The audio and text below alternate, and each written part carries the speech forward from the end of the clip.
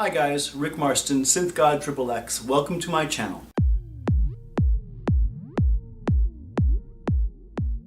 Look it, I have right here an awesome gift that I had a few years ago. I think it was a birthday or Christmas ago, forgive me honey. It's the ARP 2600. That was a really cool gift, and I have my coffee mug, not mug, my cup. Anyways, there's a few other people on YouTube that sit there and drink their coffee and talk all day. I guess I do that too, but you get wired on this and play on this and then go, record on that, and music is fun. I'm a 420 baby. I'm sure people will understand what that is, and please forgive me for those who aren't. So I really want to thank you guys so much for chiming in the comments below. All of your information, all of your resources, all of your knowledge. It is so fantastic to see everybody coming together and putting the information that they know and have experienced and that they want to share with the community of synth players out there. This is just absolutely fantastic. So I am so enthusiastic about this. This is great, so much. But I don't want it to be all gloom and doom, because all synthesizers aren't going to come out and kill you if you buy a secondhand synthesizer. So I'm trying to stop that from getting to be a big thing. But I just want to make sure that everybody is aware of these wonderful synthesizers that are in the secondhand market, that have issues, that I personally have experienced myself. Don't be afraid to buy secondhand gear. I'm not trying to scare you away from it. I just really want you to know, and the people in the comments below really want you to know about the gear that you are surfing for on, your secondhand through Craigslist, eBay, Reverb, Amazon, stuff like that. Okay. All right. Here we go. Oberheim Matrix 1000 is an incredible rack analog synthesizer, and I'm personally on the hunt for another one myself. There's a white face that has, here we go, no transformer hum. The normal, and that is amazing, because every single Matrix 1000 I've worked with or have owned has had the transformer hum that goes when you power it on. It's like, oh my god, that's annoying.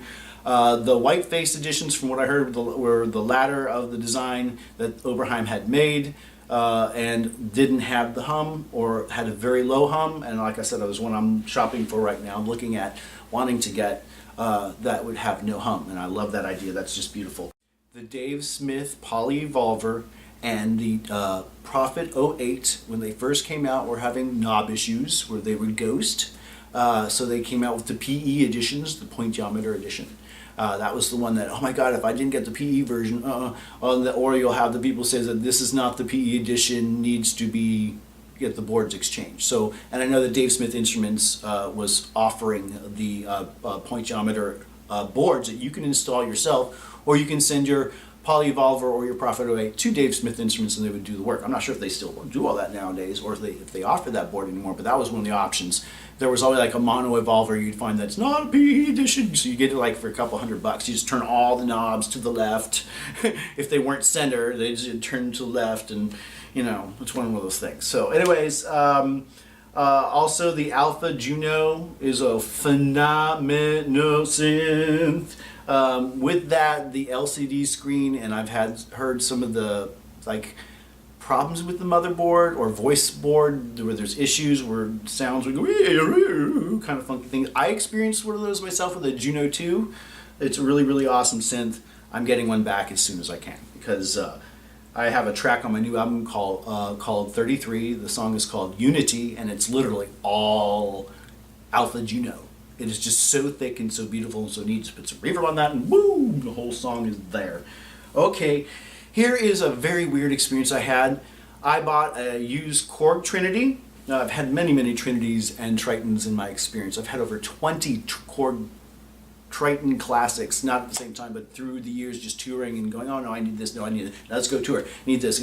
So I've also had a lot of Trinities, and I've had one Trinity that freaked me out when I turned it on. You wouldn't notice it until you tried to apply the insert effects, and for some reason, it sounded like you had a consistent can rolling, like somebody just got married on a country road. It was like, so I was like, holy crap, so I turned it off. The workstation worked fine. So that specific music workstation that I had, that Trinity, had no insert effects. But that was cool because it was kind of raw and made that Trinity kind of aggressive, because everything was raw and just there and solid and stuff. One of my favorite synthesizers of all time is the Korg MS-2000. Both the rack and the keyboard version have been known to have issues with their power connector, to where when the cable goes in, it doesn't sit right, then all of a sudden, and then it's like unseated or soldered incorrectly, and just needs to be fixed.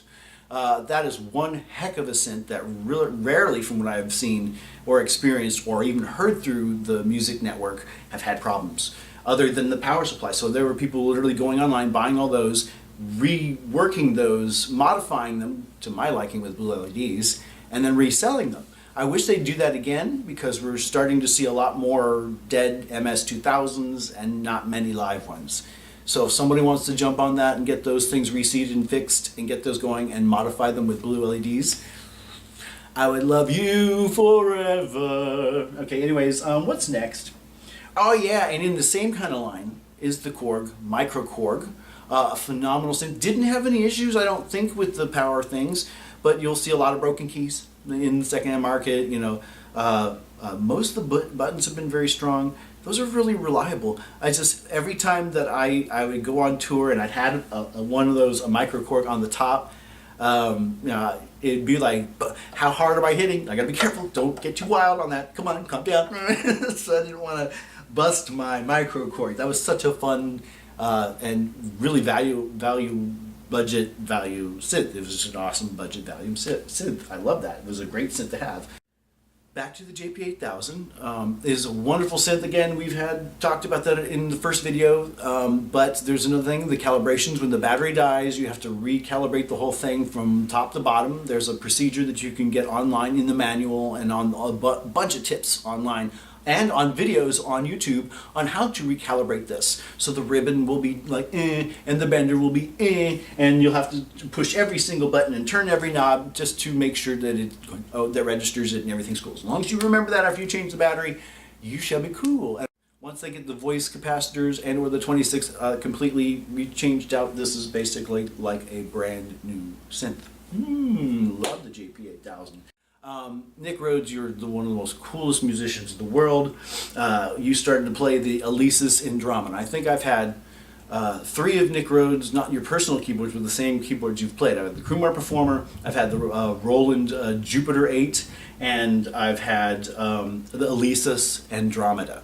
The one thing that is reported a lot about problems with the Alesis Andromeda is the voices. Some of their voices are dead. So make sure that when you turn on, you do a tune, and you tune all the voices, and you're on that page to check, and you shows all the voices, all 16 voices will show. You know, and if there were always like 1 or 2 voices that were dropped out, you know, like the last Alesis Andromeda I had, and I had it right over my gear, and I used to have a picture of Nick Rhodes autographed right above it, playing an Alesis Andromeda. So you're just like a really big hero. Depeche Mode, Duran Duran, and The Cure are like my 3 root influences in music. So that's what I'm saying. But the voices need to be checked when you're doing the tune. You'll see which ones are not tuning. That means they need to be repaired, replaced. I don't know how or who does any repair on the Alesis Andromeda nowadays, but that's that. And here's another big high price synthesizer, the Moog Voyager, Mini Moog Voyager, the edition that had the backlit, the lights, the panel I was so in love with my Moog Mini Moog Voyager Indigo. That was the one with the purple motif with the cherry rosewood body. I have a video. I remember everything I'm telling you about or talked about. I probably most likely have a video of down in my channel. So look for it below, like the Jupiter-8 and all those things. I have it in the Alesis Andromeda, the Mini Moog Voyager. All those are there. That specific synthesizer was awesome, but it was having an issue with the panel was dimming, and you couldn't get it any brighter to a certain level.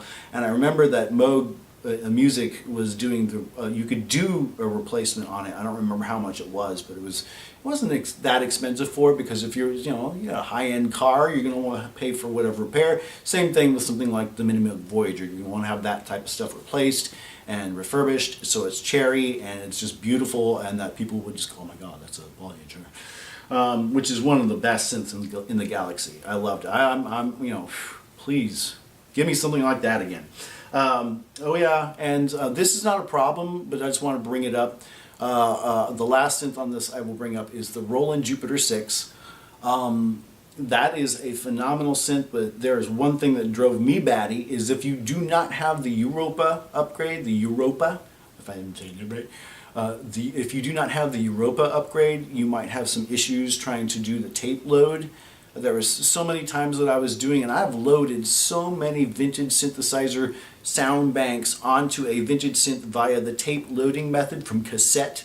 You know, even when you use the wave from your output from the computer to your synthesizer, trying to just send it, you just, if it doesn't work the first time, you just adjust the volumes or whatnot and see which one's the issue. Is it this one's too loud or this one's too loud? You could do it 100 and quadrillion times without that Europa upgrade. You will get partial sounds, you'll have warped sounds, you will have that piano that's now or some weird, it didn't get the full message, okay? So I've always had that, so I've tried different cables and stuff like that, and different Jupiters. It's not, I mean, I've never owned a Jupiter with the Europa upgrade, so I've always had the standard, factory Jupiter-6 in my, I've had 3 Jupiter-6s in my time, not at the same time, of course. And I will show you a humongous history of all of my synths that I'm talking about. There's a lot of stuff that I've never showed or revealed to you folks in the world of all the synths that I've owned in the past 30 years. Remember, this is not all just looking stuff up on the internets. This is real experience and hard life stuff and touring, and I've got pictures of all those things I'd like to share with you this year, so you're going to get to know me a little bit better. I don't want to overly yap your head off, but I would love to share some of my live show experiences, touring experiences, those nightmares and fun things and successes, the bands I've played with, the bands that really influenced me to be and to fall in love with this beautiful addiction known as synthesizers or keyboards. Because you are a creator, I'm a creator, we've been blessed with the ability to share something with the world.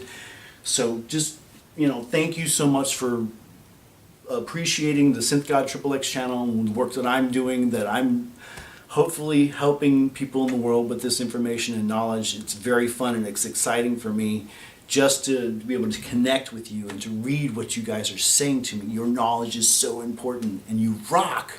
You are gods yourselves. You are creators. Just remember that. You're not robots. You're not mindless minions.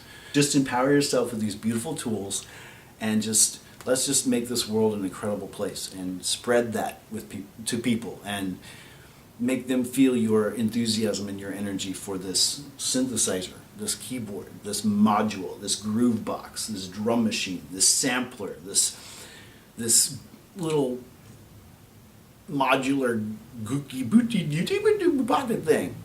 Anyways, I love you. Thank you so much for watching, and please like, share, and subscribe. I love you guys so much, and I will be sending you guys a wonderful new message soon about a new synthesizer coming out.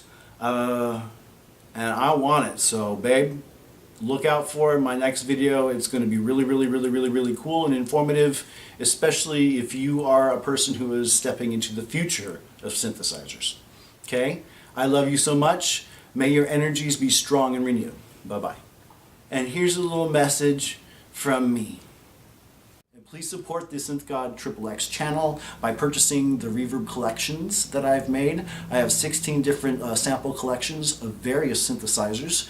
Of course, there's a lot of different collections on the reverb site that they've been promoting, but if you see the pictures in my ads, they show you which ones I've made. They're official Onyxian Sound Design. That's my sound design company. So please help support this channel by buying those awesome, affordable, under $20 sample collections, over 2 gigs each, stereo. Almost every single one of the collections are in full stereo. The first 3 collections have mono and stereo, which are the Moog, Roland, and Dave Smith collections.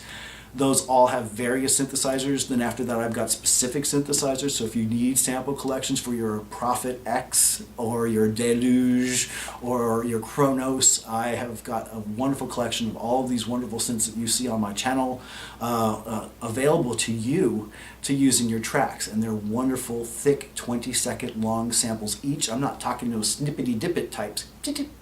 There's no samples like that for me. They're all